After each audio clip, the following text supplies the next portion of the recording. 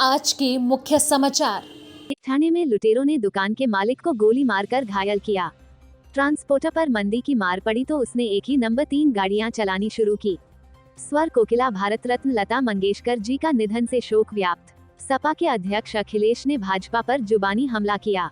महाराष्ट्र के ठाणे शहर में 2 अज्ञात लोगों ने किराने की एक दुकान के मालिक को गोली मारकर घायल कर दिया।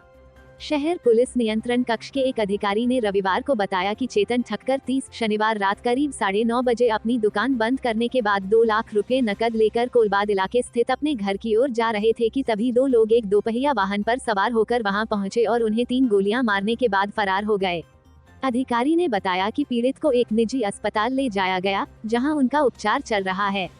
उन्होंने बताया कि राबोदी पुलिस ने अज्ञात हमलावरों के खिलाफ भारतीय दंड संहिता की धाराओं 307 हत्या का प्रयास और 34 सामान्य इरादा तथा शस्त्र अधिनियम के प्रावधानों के तहत मामला दर्ज किया है। उन्होंने कहा कि अपराधियों की तलाश की जा रही है। पलवल, कोरोना महामारी के दौरान एक ट्रांसपोर्टर पर मंदी की मार पड़ी तो उसने एक ही नंबर 3 गाड़ियां चलानी शुरू कर दी। इस तरह से उसने रोड टैक्स और बीमा के पैसे बचाने का नया हथकंडा अपनाया। चांदहट निवासी ट्रांसपोर्टर महेंद्र सिंह पिछले करीब 1 साल से एक नंबर के 3 ट्रक चला रहा था, लेकिन प्रशासन को इसकी भनक तक नहीं लगी।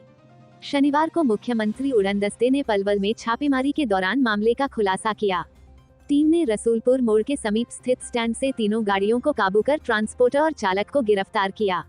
शहर थाना पुलिस ने इंस्पेक्टर जगदीश चंद की शिकायत पर ट्रांसपोर्टर के खिलाफ धोखाधड़ी का मुकदमा दर्ज कर लिया है।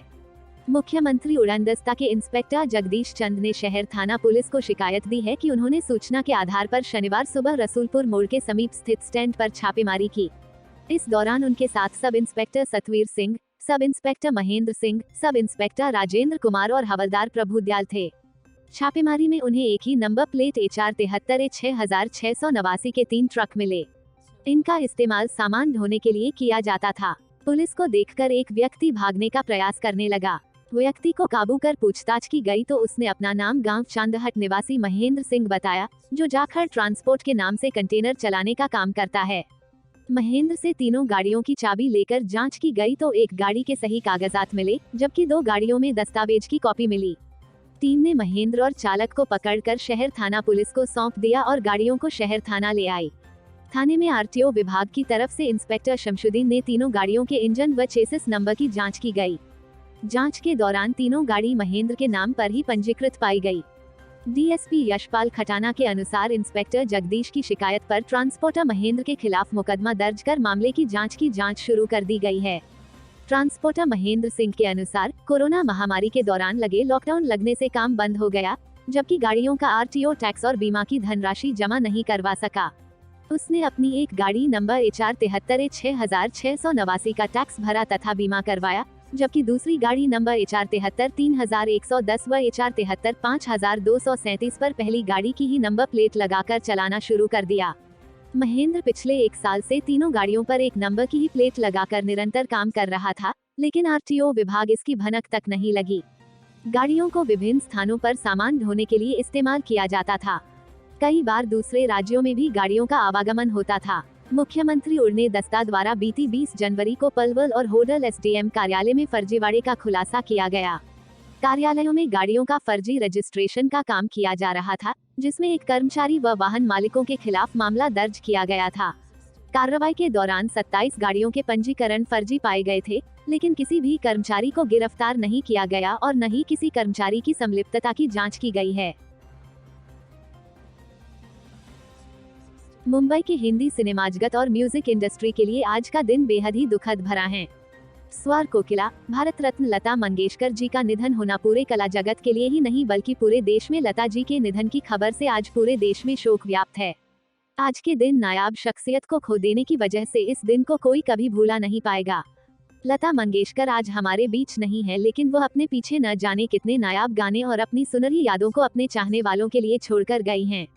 आज यानी 6 जनवरी की सुबह लंबी बीमारी के चलते 92 साल की उम्र में उन्होंने अंतिम सांसें ली। हर कोई उनके जाने के गम से दुखी है और उन्हें याद कर सोशल मीडिया पर श्रद्धांजलि दे रहा है। वहीं इसी बीच अब लता जी के एक पुरानी इंटरव्यू का वीडियो सोशल मीडिया पर तेजी से वायरल हो रहा है। इस वीडियो में वह अपनी तकलीफों के बारे में बता करती नजर आ रही हैं। स्वर कोकिला लता मंगेशकर के निधन के बाद उनका एक पुराना वीडियो वायरल हो रहा है। उनका ये वीडियो किसी इंटरव्यू का मालूम पड़ रहा है। इस वीडियो में उनसे पूछा गया कि अगर उन्हें अगला जन्म मिलता है तो क्या वह फिर से लता मंगेशकर बनाना चाहेंगी। इस सवाल को सुनते ही लता जी जोर से हंसने लगती हैं। फिर वह कहती हैं, मुझसे पहले भी किसी ने यही सवाल पूछा था, तो वही जवाब मेरे पास है। नहीं, जन्म मिले तो अच्छा है। अगर वाकई जन्म मिले मुझे तो मैं लता मंगेशकर बनना नहीं चाहूंगी, क्योंकि लता मंगेशकर की जो तकलीफें हैं वो उसको ही पता है। गायिका के इस वीडियो को उनके एक फैन पेज पर शेयर किया गया है। आपको बात दें कि लता मंगेशकर को बीते करीब 29 दिनों से मुंबई के ब्रीच कैंडी अस्पताल के आईसीयू में रखा गया था। शनिवार को 92 वर्षीय गायिका की तबीयत ज्यादा बिगड़ गई थी। उन्हें 8 जनवरी से मुंबई के ब्रीच कैंडी अस्पताल में कोविड संक्रमित होने के बाद से भर्ती किया गया था। वो लगातार आईसीयू में डॉक्टरों की निगरानी में थी। हालांकि उनकी सेहत में सुधार भी हो रहा था। इसी वजह से उन्हें बाद में वेंटिलेटर से हटा दिया गया था, लेकिन अचानक फिर से उनकी तबीयत फिर बिगड़ी और वेंटिलेटर पर दोबारा रखा गया। उनका इलाज कर रहे डॉक्टर प्रतीत समदानी ने बताया था कि उन्हें एग्रेसिव थेरेपी दी जा रही है और वो इलाज को बर्दाश्त कर पा रही हैं। करीब 1 महीने तक इलाज चला। उनके निधन पर 2 दिन का राष्ट्रीय शोक घोषित किया गया। खालिद मोहम्मद को दिए एक इंटरव्यू में लता जी ने बताया था कि शादी को लेकर उनका शादी क्या सोचना था। उत्तर प्रदेश के मैनपुरी में समाजवादी पार्टी के अध्यक्ष अखिलेश यादव ने बीजेपी पर जुबानी हमला किया है।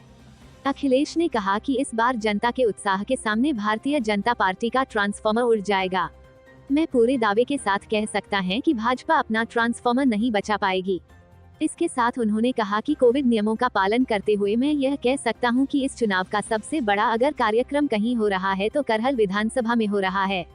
अखिलेश यादव ने कहा, समाजवादी पार्टी ने तय किया है कि आईटी सेक्टर में 22 लाख नौजवानों को नौकरी देने का काम करेंगे। वहीं टीईटी, बीएड, आंगनवाड़ी वर्कर्स के साथ रोजगार सेवकों की सरकार बनने पर मदद की जाएगी।